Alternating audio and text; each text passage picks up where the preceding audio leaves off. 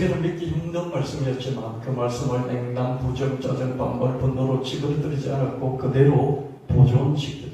이 뼈들이 능히 살겠느냐? 그 뼈들이 능히 살겠느냐? 그 말씀을 막 찌그러뜨리지 않았고 그대로 보존시켜주는 거죠.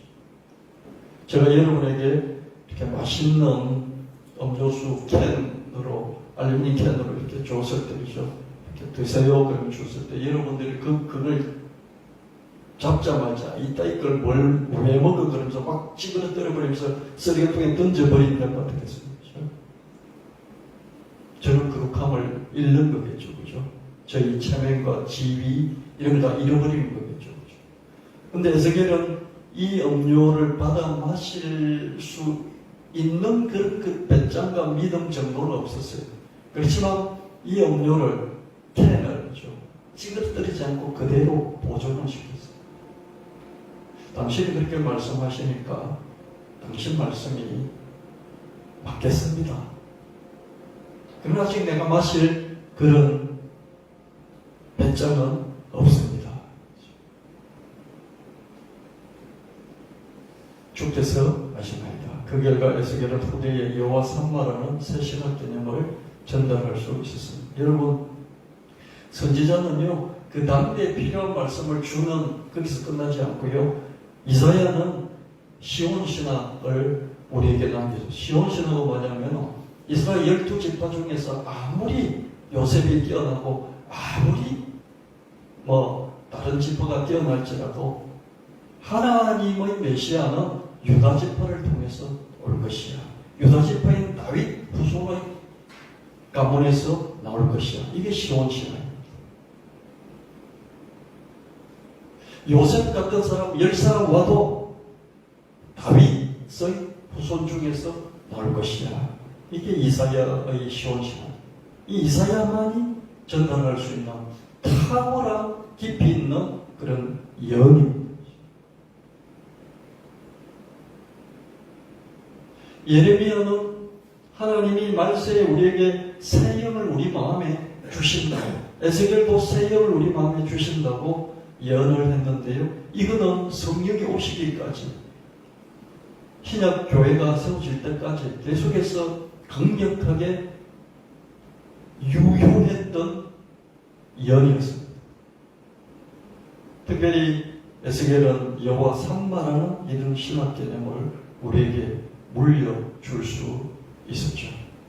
에스겔 48장 35절 말씀에 그 사방에 헛되는 18,000척이라 그날 후로는 그 성읍의 이름을 여호와 삼마라 하리라. 지난주에 제가 말씀드렸죠. 에스겔 성전이 있고 성전을 둘러싸고 또 많은 도시가 형성되어 있잖아요. 하나님이 성전만 계시는 것이 아니라 하나님이 이제 성전에서 생수의 강물 흘러나와서 이 모든 성읍 전체, 도시 전체를 적시면서 다시 살아나게 할 것이다. 하나님이 이제는 이 도시 거기에 계신다. 이 여호와의 삼마, 여호와 삼마는 거기에 계신다는 것이죠. 하나님이 성읍에 계신다. 하나님이 임재를 도시로, 사회 속으로 확장시킨 것이죠. 이제 하나님은 성전을 넘어 도시에도 계신다. 사회 속의 하나님이신 것이죠.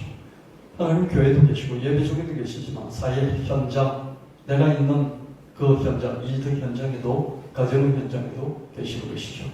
에스겔의 여호와 삼마는 신약의 임마누엘로 이어지죠. 마태복음 1장 23절 보라 아차 내가 잉태의 아들 낳을 것이고 이름 임마누엘이라 하리라 하셨으니 이를 번역한 즉 하나님 우리와 함께 계시라 함이라. 하나님 태초의 말씀이신 예수님과 함께 천지를 창조하시고 그 말씀이 사람으로 오셔서 우리와 함께 계시고 그 말씀이신 사람이신 예수님이 가시는 곳마다 거기가 성전이신 것이죠. 그죠? 그래서 예수님이 성전이고 예수님 가시는 곳이 성전이고 예수님 있는 우리의 마음이 성전인 것이죠. 이게 임마누엘 신앙입니다. 여호와 삼마가 임마누엘 신앙과 신학으로 확대 발전하는 걸 볼 수 있어요. 에스겔은 그 중간에 브릿지, 다리 역할을 했던 사람이죠. 아무나 이런 인식의 확장, 이런 신학 체계를 가질 수가 없어요. 여러분, 신앙만 잘하면 되지 신학 그따위 게뭔 필요가 있어. 잘 믿으면 되지. 뭐 이렇게 뭐 자꾸 학문적인 뭐 교리, 신학 이런 걸 알아야 돼. 뭐 이렇게 말하잖아요. 아닙니다. 신학은 그릇이 작으면요 담을 수가 없어요. 근데 신학은 그릇이, 신학은 넓게 바꿔둬야 돼요. 종합적으로.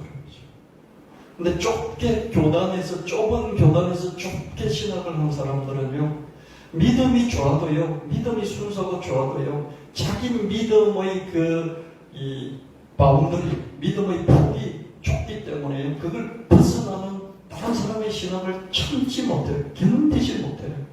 그래서 정죄예요. 똑같이 하나님을 믿고 하나님의 사람인데도 자기 신학의 틀이 좁으니까 그 틀을 벗어나면 정죄하고 심판하고 판단한다고 해요. 그래서 교단이 많이 생겨요. 우리나라는 장로교단만 해도 200개가 된다고 그러잖아요. 조금만 틀리면 못 참는 거죠. 그렇게 못 참으니 어떻게 자기보다 더 큰 개신교보다 더 큰 천주교를 참을 수 있겠어요, 그죠? 그래서 눈에 쌍심지를 켜고 목사들이 천주교를 욕하고 비판하고 비방하고 사탄의 자식이라고 말하고 있습니다. 근데 왜 그럴까 생각을 해보니까요, 신학이 더 좁은 저 감신대라든지요, 한신대라든지요, 연세대라든지요, 이런 쪽에서 신학을 좀 넓게 이렇게 공부한 그런 목사들은 그런 걸 절대로 안 합니다. 신학의 폭이 좁으니까 어떻습니까? 신학의 깊이는 순수하고 깊더라도 어떻습니까? 조금 벗어나면 못 참는 거죠. 그래서 싸웁니다. 그래서 교단이 계속 분열되어 왔죠. 연세대학의 신학을 연합신학이라고 해요. 연합신학은 뭐예요? 그 어깨를 나란히 하면서 좀 차이가 있더라도 전부 다 하나 어깨 동무를 하자. 이게 연합신학. 자꾸 넓혀가는 것이죠. 그래서 천주교하고도 얼마든지 신학적인 교육을 합니다. 천주교 신학자의 대표적인 사람 중에 한 사람이 좀 오래된 옛날 분이지만 한색 핑이라는 분이죠. 그분의 신학책들이 다 이렇게 유통이 되어지고 있죠. 신학적인 교류도 가능해지는 거죠. 그러나 이렇게 배우지 않아 좁게 교단에서 배운 그런 목회자들은 어떻습니까? 조금만 벗어나면 이단이라고 하고요. 그리고 사탄의 종교라고 이렇게 봅니다.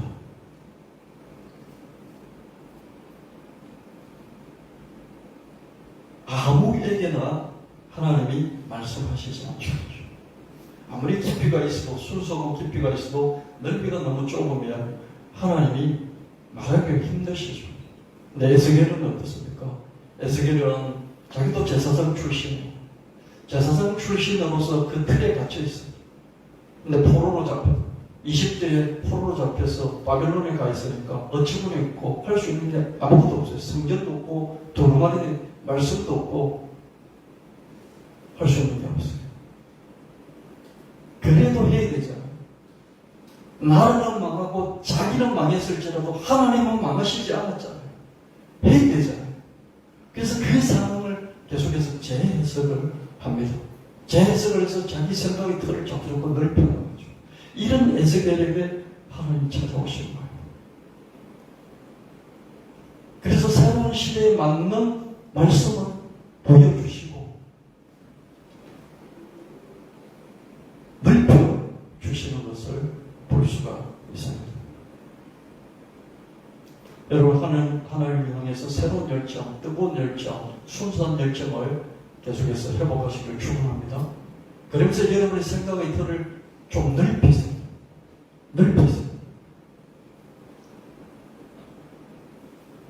한국의 목회자들이요, 절반은 이념에 사로잡고 있습니다. 김대중이 빨갱이 같이, 문재인이 빨갱이 같이, 이게 한국 목사들의 절반이 거기에 쏠려 있어요. 그렇게 믿고 또 그렇게 자기 성도들 가르치는 거죠. 그리고 자기 교단의 신앙의 틀을 좀 벗어나면 천주교를 비롯해서 천주교도 아닌데 KNCC라든지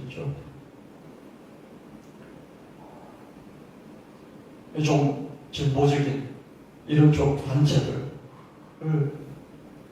혼합주의, 배교, 하나님 배반한 그런 배교도 드리려고 또 비판하고 그렇게 합니다. 제가 보기에는 전부 다 하나님 예수님의 그리스도의 몸이거든요. 천주교도 잘못된 부분들이 있어요. 그렇지만 하나님이 쓰시는 거예요. 그리스도의 몸이에요. 다른 단체들도 보면 정말 하나님을 사랑하고 예수를 사랑해요. 근데 자기들하고 달라요. 다를 뿐이지 하나님을 믿고 사랑하고 또 하나님 위해서 일을 하고 있단 말이죠. 그리스도의 몸이에요. 근데 자기가 순수할지라도 어떻습니까? 순수하고 기쁠지언정 순수하고 기쁨 때문에 그리스도의 몸을 파괴하고 공격하고 아니라고 하는 것이죠. 에스겔은 그런 상황에서 자기를 넓혔고요. 젊어졌어요. 20대. 자기를 넓혀 나갔고요. 또 자기 신분, 제사장이라는 신분을 이렇게 넘어서서 이제는 선지자로서 자기 역할을 감당하고 있는 것을 보게 되고요. 그리고 자기가 받았던 그 모든 하나님의 말씀을 정리해서 전달해서 그 전달한 것이 책으로 성경으로 남아서 우리에게 전해져 오고 있고요. 그 맨 마지막 구절이 에스겔서 48장 35절 여호와 삼망입니다. 하나님 거기 계신다. 거기는 성전이 아니에요. 그냥 도시에 하나님이 함께 계신다. 거기 계신다는 말은 여기 나와 함께 우리와 함께 계신다. 이런 뜻이에요. 이게 임마누엘 신앙하고 연결되어 있는 것을 보게 됩니다. 요한복음 21장 17절 말씀에 세 번째 이르시되 요한의 아들 시몬아 내가 나를 사랑하느냐 하시니 주께서 세 번째 내가 나를 사랑하느냐 하심으로 베드로가 근심하여 이르되 주님 모든 것을 아시오며 내가 주님을 사랑하는 줄을 주님께서 아시나이다. 예수께서 이르시되 내 양을 먹이라. 예수님이 베드로를 만나서 세 번씩 똑같은 질문을 하십니다. 주님은 다 아시면서도 베드로에게 세 번 연거푸 질문을 하셨어요. 다 아시면서 왜 그러실까요? 질문을 해서 자기 자신을 돌아보게 하는 것이죠. 자기 자신의 중심을 살피게 하신 것입니다.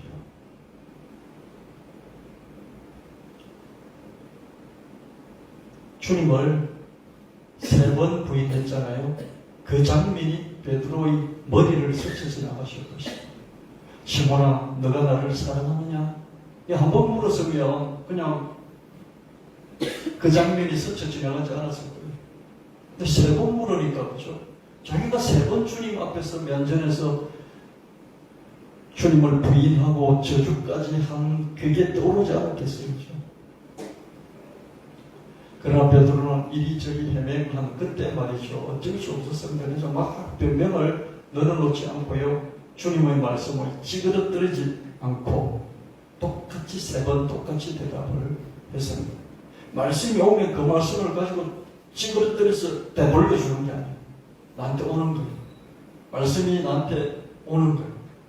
내가 받아서 찌그러뜨려서 분노나 반발이나 부정이나 짜증이나 또 냉담함으로 찌그러뜨려서 돌려주지 않고 그걸 그대로 보존시켜요. 주님 모든 것을 아시오며 내가 주님을 사랑하는 줄을 주님께서 아시나이다. 에스겔처럼 대답을 해주죠. 주님 아시지 않습니까?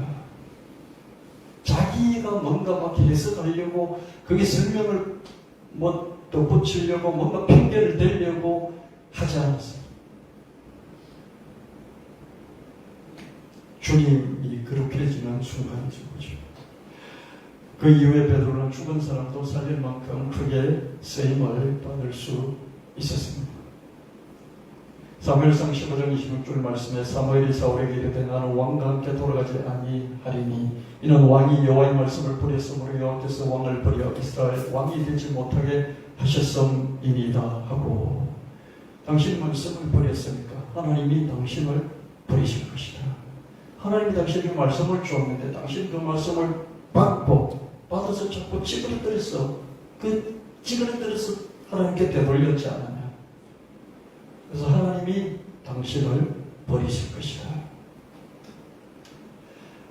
솔로몬이 주님 말씀을 전적으로 거부하거나 버린 것은 아니었어요. 이 말씀을 부분적으로 찌그러뜨려서 자신의 생각의 틀, 자기가 생각하는 게 있어. 그게 우겨는 적군을 다 죽여라.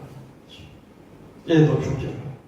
짐승까지 다 죽여라. 짐승 새끼까지 다 죽여라. 근데 왕을 사로잡았어. 아몰렉 왕을 사로잡아서 살려줬어요. 안 죽였어요. 그리고 짐승 죽이라 그러는데 짐승 중에서 좋은 것들 있잖아요. 좋은 것들 안 죽였어요. 왜 안 죽였느냐. 양이나 소들 이렇게 우람하고 살찌고 좋은 것들은 안 죽였어요. 나중에 왜 안 죽였느냐. 하나님의 말씀을 왜 내가 찌그러뜨렸느냐. 이렇게 사무엘 선지자가 물으니까 뭐라고 대답했습니까? 내 딴에는 이거 좋은 것들 골라서 하나님께 제사 드리려고 그랬다. 내 딴에는 자기 생각의 틀에 하나님의 말씀을 찌그러뜨려서 집어넣는 것이죠. 그 결과는 버림받음이었습니다. 내가 말씀을 자꾸 찌그러뜨리면 하나님도 내 인생을 찌그러뜨려 버리시는 거죠. 주님 말씀을 찌그러뜨림으로써 모세마저도 온전히 쓰임받지 못한 점을 여러분 잊지 말아야 합니다. 주님 말씀을 받들기 어려웠어도 그 말씀을 찌그러뜨리지 않고 그대로 보존한 에스겔을 온전하게 끝까지 쓰신 주님을 여러분 기억하시길 바랍니다. 주님 말씀에 에스겔과 같은 반응을 보인 베드로의 자세에 대해서 여러분 기억하시기를 바랍니다. 목사님, 저는 설교자인 제가 잘한다고 저는 똑바로 하기 때문에 여러분을 이렇게 가르치는 게 아니에요. 저도 이 말씀을 준비하면서요, 되돌아보니까 참 온전치 못한 그런 것들이 많았겠다. 목회 20년 넘게 하면서 참 그랬겠다. 이 생각이 들었어요. 그래도 설교자니까, 교사니까 여러분에게 말씀을 풀어서 전달하면서 여러분이 다시 자세를 바로 잡을 수 있기를 바라는 마음이죠. 주님 말씀은 주님 자신의 신격, 신의 말씀은 신의 신격을 나타내는 것이죠. 품격을 나타내죠. 어떤 사람의 말은 어떤 그 사람의 인격, 사람의 품격을 나타냅니다. 주님의 말씀을 찌그러뜨리면 주님의 신격, 신의 품격을 찌그러뜨려 버리는 거죠. 그래서 주님과의 관계를 찌그러뜨려 버립니다. 어떤 사람의 말을 찌그러뜨리면 그 사람의 인격을 찌그러뜨리고요, 그 사람과의 관계를 찌그러뜨려 버리는 거죠. 그래서 여러분이 부부 관계가 안 좋으려면요, 부부 사이에 말이 오면 자꾸 말을 찌그러뜨리세요. 짜증을 내면서, 화를 내면서, 거부하면서, 부정적으로, 아니면 행당하게 말을 자꾸 찌그러뜨려 보세요. 그런 부부 관계는 반드시 깨지게 돼 있습니다. 찌그러뜨려지죠. 부모 자식 간에도 그렇고요, 형제 자매 간에도 그렇습니다. 말은 그 사람의 인격이 품격이잖아요. 그걸 찌그러뜨려 버리는 거죠. 그럼 그 사람이 찌그러뜨려지는 경험은 나쁜 말이 아니에요.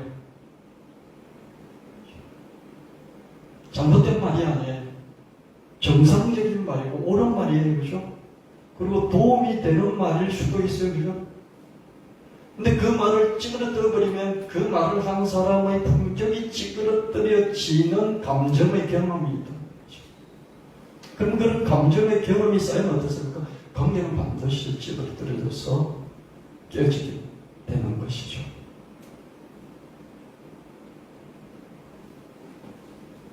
화려한 리액션으로 반응하지는 못할 망정 하나님의 말씀이든지 사람의 말이든지 자기 수준에서 찌그러뜨려서 자기의 좁은 생각의 틀에 가두지 말아야